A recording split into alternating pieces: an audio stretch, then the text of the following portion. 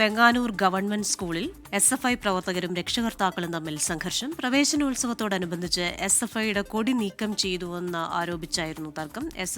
SIക്കും SFI പ്രവർത്തകർക്കും പരിക്കേറ്റിട്ടുണ്ട്. വിവരങ്ങളുമായി MG പ്രതീഷാണ് തിരുവനന്തപുരത്ത് നിന്ന് ചേരുന്നത്. പ്രതീഷ്, വിവരങ്ങൾ.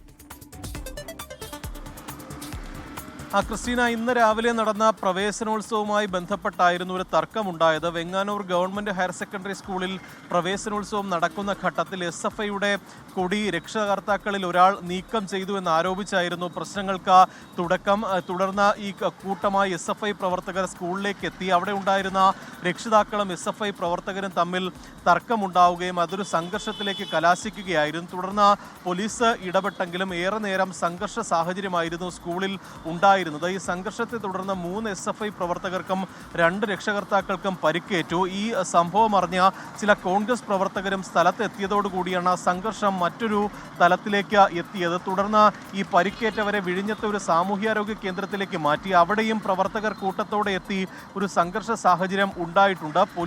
ഈ സംഘർഷം പരിഹരിക്കാനെത്തിയ ഈ ബാലരാമപുരം സ്റ്റേഷനിലെ ഒരു പോലീസുകാരനും പരിക്കേറ്റു എന്നതാണ് നമുക്ക് ലഭ്യമാകുന്ന വിവരം. ഈ സംഘർഷത്തിൽ ഇപ്പോൾ നിലവിൽ പോലീസ് കേസും എടുത്തിട്ടുണ്ട്. ക്രിസ്റ്റീന, ശരി.